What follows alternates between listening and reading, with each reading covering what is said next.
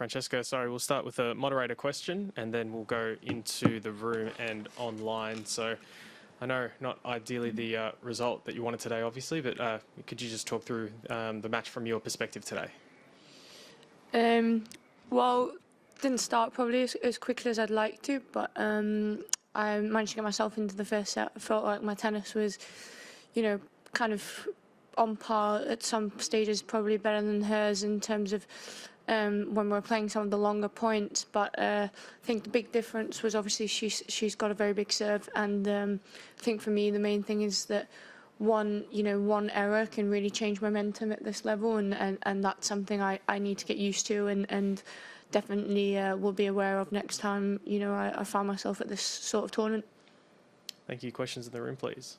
What's the whole experience been like for you here, given all the unusual things that have been happening? It's unlike most Grand Slam tournaments. In terms of COVID? Well, just in terms of COVID and everything, all the other layers that have been associated with it. Yeah, I mean, obviously, it's phenomenal that Tennis Australia have got this event going. I mean, they're definitely a huge example to any other large sporting event worldwide, really. So, who knows when I would have been waiting to play my first main draw at Grand Slam if Tennis Australia wouldn't have put this ahead. So I, really, really grateful to them, and I hope that we can continue getting the tour done for the rest of the year. But I mean, it's great to have people and crowds and just interact with other humans that aren't always tennis players. Your profile has increased obviously in the last couple of months, and did you feel like you had people out there supporting you during your match out there today? Yeah, I mean, I had some guests myself. Yeah, I have an extended family that are based here in Australia, so a few of them, came over, which I was really happy about. Meant that I had some familiar faces, but yeah, I mean, I was extremely focused on my match, and I heard a couple of commands from outside, but I'm sure that I've had loads of messages and a lot of support over the last few weeks, and I'm really grateful for that, and hopefully I can continue building that group of support, I guess. Last one in the room, thank you. Francesca, what are you going to take away from your debut Grand Slam? I think, as I previously mentioned, just being aware of the quick momentum changes at this level. I think that there are a lot of positives, although my tone of voice might not say that right now. There's I'm going to sit down and watch the match with my coach when I'm slightly more objective, but I think overall I've proved that I can compete at this level, and I think now it's about accumulating as many matches as possible over the next 12 months against players such as Shelby or even of a higher level. But my feet are very much on the ground, back to reality for me. It's been great here, but it's all about working hard in the day-to-day, and as I said, my feet are very much on the ground, and I just want to get going with whatever's next. Thank you. We'll move to our online questions, Louis. For those of you online, if you have a question for Francesca, as a reminder, please use the raise your hand function. Paul from The Independent, please ask your question. Fran, apologies if you've already been asked this, but a few of us had problems getting into the press conference. There was something curious seemed to happen in the second game of the second set. You were serving at love 30, and it looked to me like the ball Shelby hit was well out, but it was called in. What happened there?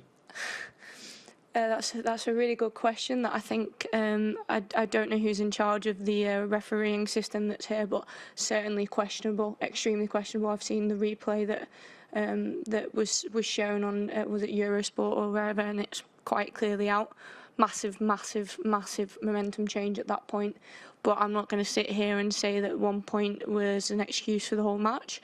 There were areas that I needed to improve, and I certainly think that makes a big difference. And again, they really need to check that system. I've seen a couple of mistakes that have been shown. I think there was one in Dan Evans versus Borna Coric the other day as well, which was pretty clear. So I much prefer human error than systematic error. But look, it's a new system, and I understand why it's being used. But I think that definitely needs to be revised. Was there a screen on that court where they could show what they call close Yeah, very calls? weirdly that was shown in, and then I saw the replay on Eurosport, which is shown quite clearly out. And I had her coach in my corner next to the towel, and he also said the ball was out. Simon from the Telegraph. Next question, please. Did that affect you in terms of how your kind of composure was, and did you try and discuss it with the umpire? I mean, the umpire can't do anything at that moment when the replay that's being shown is in. Obviously, which replay is correct is, I mean, I've seen it live on the video, but look, as I said, it's in the scheme of things, it's 1 point in within the 2 sets that were played. Of course, big difference serving at love 30 to 15-30 when it's 2 love. And I think that's pretty lucky one there. But well, lucky for her and lucky for me. But as I said, there's a lot that I still need to improve on, and I'm not going to sit here and say that's why I lost the match. George, next question, please.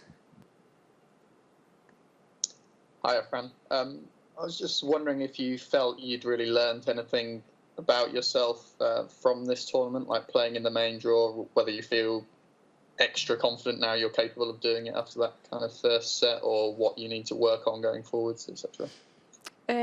Yeah, I'm very realistic, and I don't like to be sat on cloud 9 at all. So for me, I guess yes, it's a nice start to the year. It's great to have this experience, and it will add hopefully to my future. And if I find myself at Roland Garros or at Wimbledon, then it's something I can refer to for the future.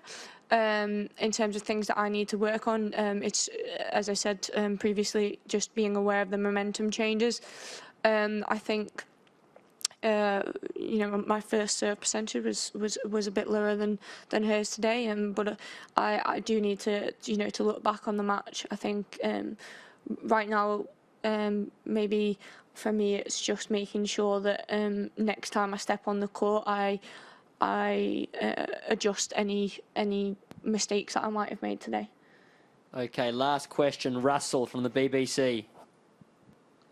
Hi, Fran. Do you think you'll find it easy to readjust to the tournaments you need to play in over the next few weeks and months? It's obviously not going to be the same stage that you've had. It's a stage that you're more used to. But do you think it could be an issue just adjusting again to playing in front of very few people? Well, in terms of playing in front of people, I don't think anyone will be playing in front of people when we get back to whatever whatever tournaments are next for the WTA once everyone's out of Australia. So in terms of playing in front of people, no, I mean, we've been used to that. This has been a massive privilege, and again, one that I'm very thankful to the Australian government and to Tennis Australia. They've done a phenomenal job to get fans here, and I think it'll really set a lot of people in good stead for the future and for the rest of the year, give a lot of people energy. But in terms of for me, yeah, I mean, honestly, it's this is the pinnacle of one of the 4 pinnacles of the year. But as I said, I know where I'm coming from and I know where I'm going to. It would be great to continue playing Grand Slams every week of the year, but that's also unrealistic. So, yeah, for me, back to work, back to giving it everything every day. And I hope you guys see me soon. But in the meantime, I'll just be knocking away at whatever door is next. Francesca, thank you for your time. That concludes our press conference. Thank you.